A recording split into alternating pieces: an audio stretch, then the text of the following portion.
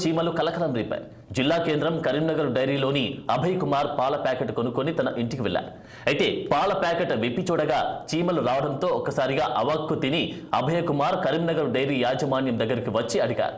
నిర్లక్ష్యంగా సమాధానం చెప్పడంతో యాజమాన్యంపై చర్యలు తీసుకోవాలని అభయ్ కుమార్ డిమాండ్ చేస్తున్నారు. దీంతో కరీంనగర్ డైరీపై తగు చర్యలు తీసుకుని ఇలాంటివి మళ్లీ పునరావృతం కాకుండా చూడాలని వారు అభయ్ కుమార్ కోరారు. పాల ప్యాకెట్ కొనడం జరిగింది. ఇంటికి వెళ్ళి పాల ప్యాకెట్ ఇప్పి చూడగా మొత్తం చీమలు ఉన్నాయి.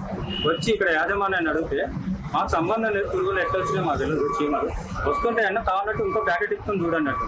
అంటే ఈ పాలు ఎక్కడ పోని, ఈ పాలు చూడకుండా రావచ్చు కథనే కదా. అంటే వీళ్ళు చీమలు వస్తాయి, రేపు పురుగులు వస్తాయి, వాటికి ఎవరు బాధ్యులు? ఈ తయారు చేసేదే పౌడర్ పాలతోటి, కెమికల్స్. అది కాకుండా ఇంకా మళ్ళీ పైకి చీమలు వచ్చినాయి అంటే ఎట్లా వచ్చినాయని మాకు తెలియదని మాట్లాడతారు. ఎందుకు మనుషులతో చెలగాటాలు ఆడుతారు, మనుషుల ప్రాణాలతో. చిన్న పిల్లలు ఉంటారు, వాళ్ళు తీసుకోపోతారు, వాళ్ళు తాగిస్తే ఏమవుతారు? ఈ పురుగులు చూడకుండా రాత్రి కూడా కరెంట్ లేని వాళ్ళు ఇళ్ళలో ఉన్నారు చాలా మంది. కరెంట్ పోతే ఆ టైంలో పాలు పోసుకొని తాగితే ఏంటి వాళ్ళ పరిస్థితి? ఎక్కడ పోతారండి? దీనిపైన ఖచ్చితంగా ప్రభుత్వం చర్య తీసుకోవాలి.